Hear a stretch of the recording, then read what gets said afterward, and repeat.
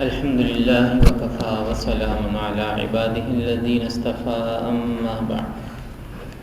أما بعد فأعوذ بالله من الشيطان الرجيم بسم الله الرحمن الرحيم سبح اسم ربك الأعلى الذي خلق فسوى والذي قدر فهدى والذي أخرج المرعى صدق الله العظيم وصدق رسوله النبي الكريم اللهم صل على سيدنا محمد وعلى آل سيدنا محمد وأصحاب سيدنا محمد وبارك وسلم عليه 30ویں پارے کی سورۃ الاعلیٰ ہمارے سامنے ہے، مکی سورت ہے اور اس میں 19 آیات ہیں۔ اس سورہ مبارکہ کا آغاز ہوتا ہے سبح اسم ربک الاعلیٰ، حکم ہے کہ تسبیح بیان کرو اپنے رب کے نام کی جو کہ سب سے بالا ہے، سب سے بلند ہے۔ جیسے ہم سجدے میں کہتے ہیں سبحان ربی الاعلیٰ، سبحان ربی الاعلیٰ۔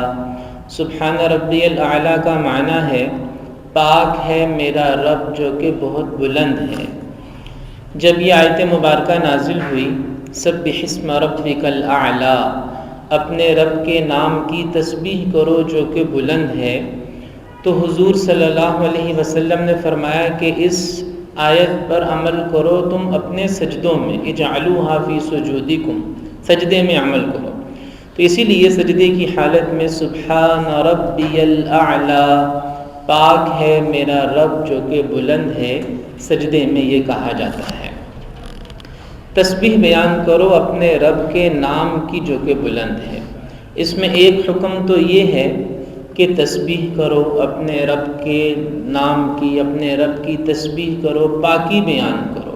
سبح، پاکی بیان کرو، پاکی بیان کرو یعنی سبحان اللہ کہو، سبحان اللہ، اللہ پاک ہے ہر نقص سے، ہر زوال سے، ہر کمی سے، ہر کمزوری سے۔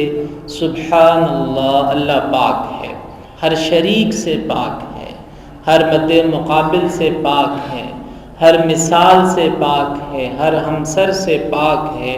سبحان اللہ، اللہ پاک ہے۔ تو ایک تو اس آیت میں یہ حکم آیا کہ اپنے رب کی تسبیح بیان کرو، اس کی پاکی کا اعلان کرو، اس کے کمال کا اعلان کرو۔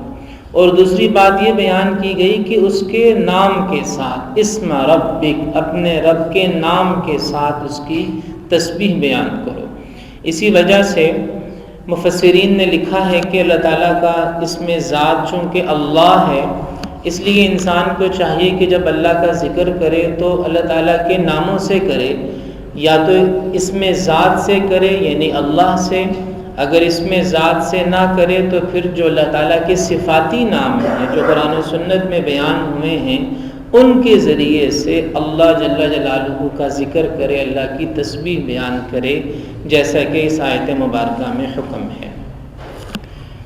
اور تیسری چیز یہ ہے، علماء نے لکھا ہے کہ اس آیت مبارکہ سے یہ معلوم ہوا کہ اللہ تعالیٰ کے نام کا ادب و احترام کرنا بھی واجب ہے۔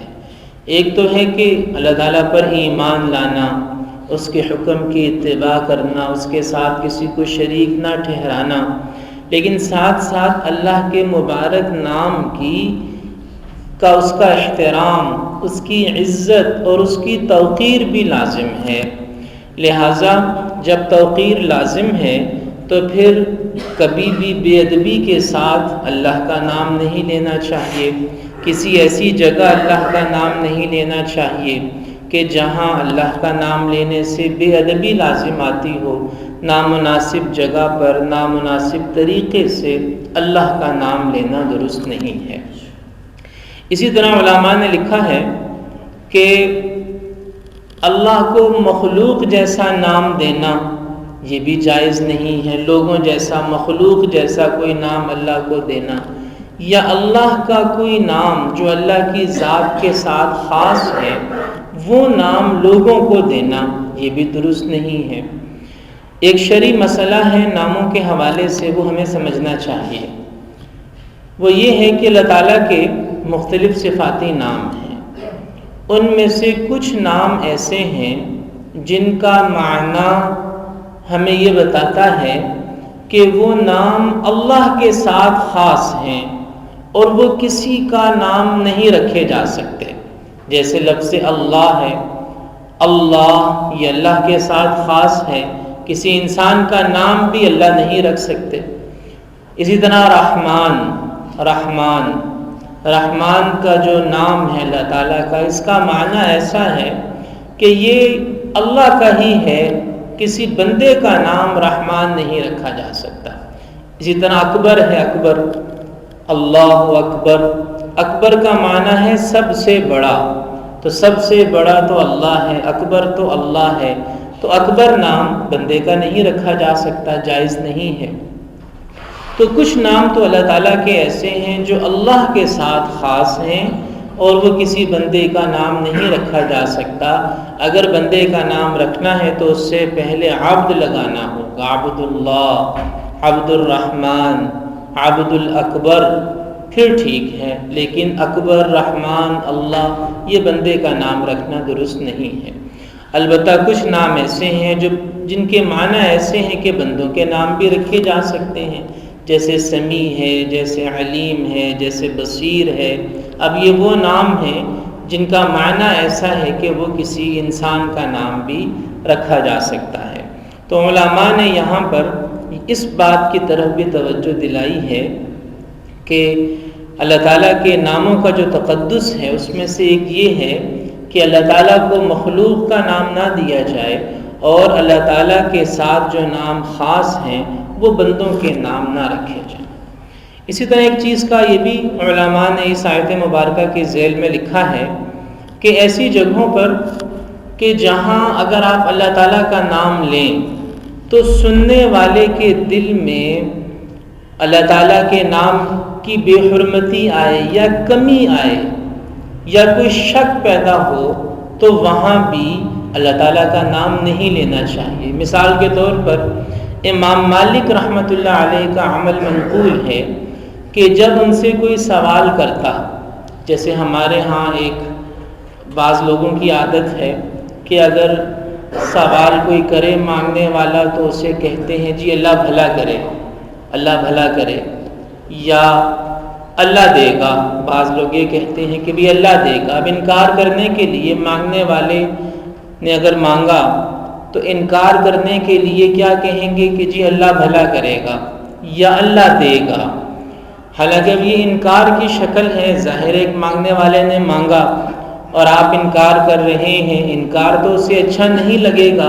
اب وہاں پہ جب آپ اللہ کا نام لیں گے تو یہ ایک ایسا موقع ہے اللہ کا نام لینے کا کہ جس سے مخاطب کے دل میں ایک کمی آ سکتی ہے، ایک اشکال پیدا ہو سکتا ہے، اسے برا لگے گا، آپ کا یہ جملہ اسے برا لگے گا، لیکن پھر بھی جب آپ اسے اللہ کا نام لے کر کہیں گے تو یہ جو کمی اس کے دل میں آ رہی ہے یہ مناسب نہیں ہے۔ اسی وجہ سے امام مالک رحمۃ اللہ علیہ کے بارے میں منقول ہے کہ جب کوئی ان سے کچھ مانگتا اور امام مالک اگر معذرت کرنا چاہتے تو یہ نہیں کہتے تھے کہ اللہ دے گا، بلکہ کسی بھی مناسب انداز میں اس سے معذرت کر لیتے۔ تو یہ ایک بڑی باریکی کی بات ہے، سمجھنے کی بات ہے کہ اگر ہم کسی مخاطب سے ایسی بات کر رہے ہیں کہ جس سے اس کو صدمہ ہو، تکلیف ہو، دکھ ہو، یا اس کے دل میں ایک نفرت کا احساس پیدا ہو تو وہاں اللہ کا نام لینا مناسب نہیں ہے۔ جیسے عام طور پہ ہوتا یہ ہے کہ کسی گھر میں کوئی فوتیدگی ہو جائے، کسی کا انتقال ہو جائے تو لوگ بچوں سے کہتے ہیں جی اللہ میاں کے پاس چلے گئے، اللہ نے لے لیا۔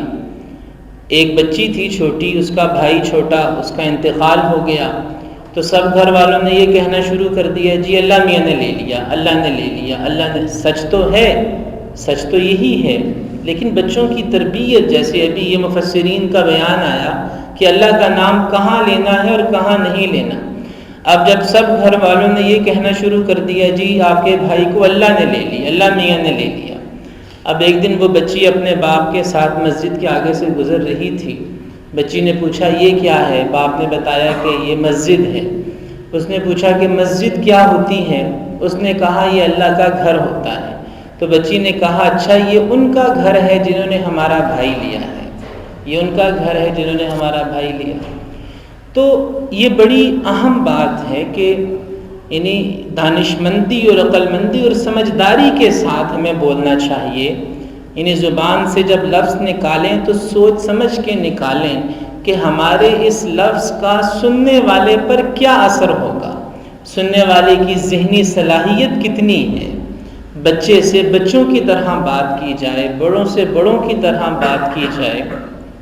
خاص طور پہ جب ہم بچوں سے بات کرتے ہیں تو کئی بار ہمیں دھیان نہیں رہتا کہ ہم ان سے کیا کہہ رہے ہیں۔